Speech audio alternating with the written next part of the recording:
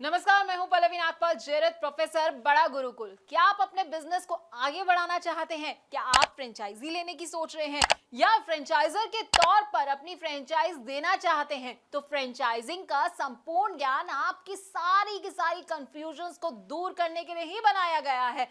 इस कोर्स में हम आपको बताएंगे कि फ्रेंचाइजिंग का मतलब क्या होता है। फ्रेंचाइजी, फ्रेंचाइजर, फ्रेंचाइज, ये सारे ना बड़े अलग अलग तरह के शब्द हैं, लेकिन सुनने में एक जैसे लगते हैं। तो इनमें अंतर क्या है, इनमें स्कोप क्या रहेगा आपके लिए और इनकी क्या क्या इंपॉर्टेंस है, ये हम आपको इस कोर्स में बड़े अच्छे से समझाने वाले हैं। इसके साथ ही हम आपको ये भी समझाएंगे कि बिजनेस और फ्रेंचाइजिंग में आखिरकार क्या अंतर होता है, फ्रेंचाइज और एजेंसी क्या होती है, एजेंट और फ्रेंचाइजी इसमें क्या डिफरेंस होता है, इसको भी कवर करेंगे।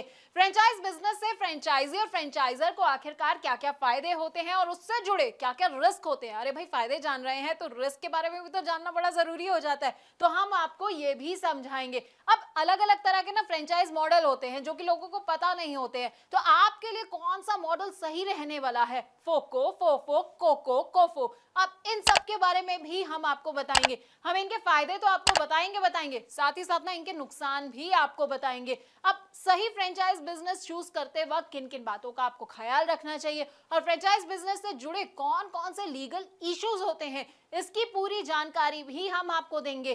फ्रेंचाइज बिजनेस में सबसे इंपॉर्टेंट होता है फ्रेंचाइज डिस्क्लोजर डॉक्यूमेंट। अब इसके बारे में ना आपको विस्तार से अगर कहीं जानकारी मिलेगी तो वो आपको हमारे इस कोर्स के जरिए ही मिलेगी। इसमें क्या क्या आइटम्स होते हैं, कौन कौन से क्लॉजेस होते हैं, साथ ही आपको फ्रेंचाइजिंग अग्रीमेंट और उनके टाइप्स के बारे में भी हम पूरी की पूरी जानकारी देंगे।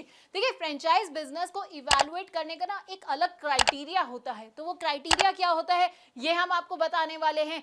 इसके अलावा ट्रेनिंग कैसे दी जाती है अपने फ्रेंचाइजी को, तो हम आपको वो भी बताएंगे। डेवलपमेंट ऑफ एसओपी की भी आपको हर डिटेल के बारे में हम आपको अच्छी तरह से समझाने वाले हैं। अब फ्रेंचाइजी और फ्रेंचाइजर के ना फेलियर के भी कई कारण होते हैं। अब देखिए, आपने बिजनेस तो ले लिया, फ्रेंचाइजी आप बन गए हैं, लेकिन आपको समझ नहीं आया कि भाई मैं फेल कहाँ हो गया। तो फेलियर क्यों हो सकता है, किस किस वजह से हो सकता है, क्या क्या कारण हो सकते हैं फेलियर के, ये भी हम आपको समझाएंगे। तो 20 वीडियोस के अंदर ना आपको हम फ्रेंचाइजी फ्रेंचाइजर से जुड़ी हर बात को बताने वाले हैं।